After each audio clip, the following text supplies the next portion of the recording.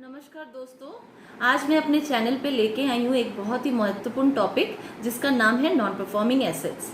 ये जो non performing assets है हम बैंक के संदर्भ में ही डिस्कस करते हैं, लेकिन अदर फाइनेंशियल इंस्टीट्यूशंस के कॉन्टेक्स्ट में भी ये लागू होता है।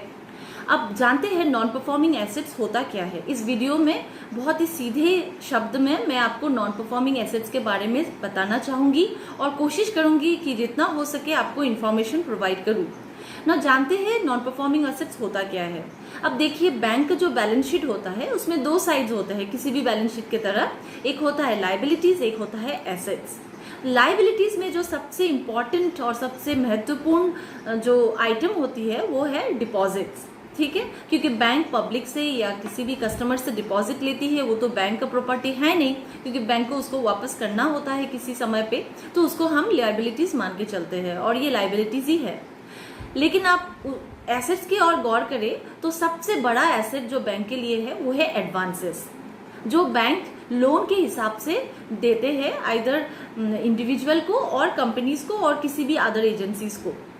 अब होता ये है कि अगर आप 2-3 सालों का बैलेंस शीट लेके बैठे बैंक का और आपको ये दिखाई दे कि साल भर साल आपकी जो एडवांसेस है वो ग्रोथ दिखा रहा है, पहले साल के तुलना से दूसरे साल में द वॉल्यूम जो है एडवांसेस का वो इम्प्रूव होते जा रहा है, तो ऑब्वियसली आप बहुत खुश होंगे बैंक के परफॉर्मेंस से, क्योंकि वो ग्रोथ ऑफ एसेट्स दिखा रहा है कि एसेट्स में वृद्धि हुई है, एडवांसेस वृद्धि हुई है तो ऑब्वियसली एसेट्स में भी वृद्धि हुई है। तो आपको ये बहुत ही अच्छा परफॉर्मेंस बैंक्स का नजर आता है। लेकिन अगर आप गौर से देखेंगे तो ऐसा भी हो सकता है जो एसेट्स हमको दिख रहा है, जो एडवांसेस जो हमको दिख रही है कि ग्रोथ हो रहा है, लेकिन असल में ये जो एडवांसेस ग्रो हो रहा है बाय नंबर्स ग्रो हो रहे हैं, लेकिन वो हमें वापस नहीं मिल रहे हैं। हम लोन दे रहे हैं लेकिन वो लोन से हमें ना तो इंटरेस्ट मिल रहा है ना ही मूल या फिर प्रिंसिपल मिल रहे हैं। तो वो जो एडवांसेस होते हैं जिससे बैंक्स को समस्या होती है, जो प्रिंसिपल या फिर इंटरेस्ट है वापस मिलने में, उस तरीके के एडवांसेस को हम लोग नॉन परफॉर्मिंग एसेट्स बोलते हैं। नॉन परफॉर्मिंग एसेट्स यानी कि वो एडवांसेस और वो एसेट्स जिससे बैंक को इंटरेस्ट या फिर प्रिंसिपल समय पे वापस नहीं मिलती है।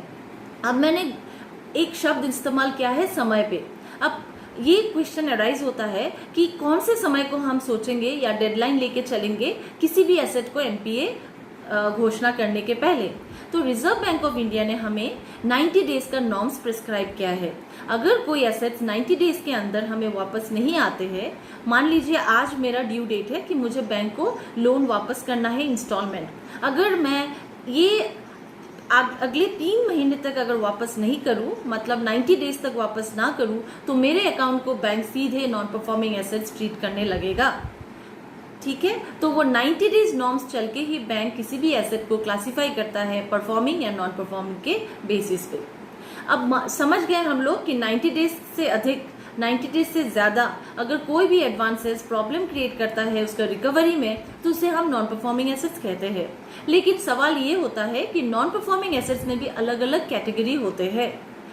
मैं बोल देती हूँ आपको, 3 कैटेगरी होते हैं। एक होता है सबस्टैंडर्ड कैटेगरी, एक होता है डाउटफुल कैटेगरी, एक होता है लॉस कैटेगरी।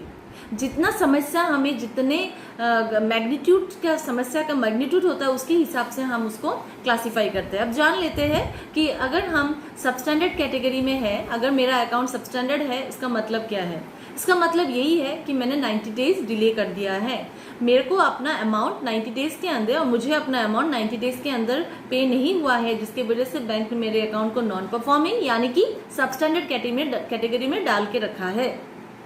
अगर मैं सबस्टैंडर्ड कैटेगरी में रह के भी 1 साल के अंदर मैं अगर अपना अमाउंट वापस ना करूं, तो मेरे अकाउंट को बैंक डाउटफुल कैटेगरी में डाल देगा, क्योंकि बैंक को अभी संदेह होने लगती है कि यह वापस आएगा कि नहीं, ये अमाउंट बैंक को वापस मिलेगी कि नहीं। अगर मैं डाउटफुल कैटेगरी में बहुत दिन तक रह गई और मैंने कुछ अमाउंट बैंक को वापस नहीं किया है, तो लास्टली बैंक मेरे अकाउंट को लॉस कैटेगरी में डाल देगी। अब बात यह है कि 90 डेज जैसे ही मैंने पार कर लिया, मेरे अकाउंट को सबस्टैंडर्ड बनाया गया।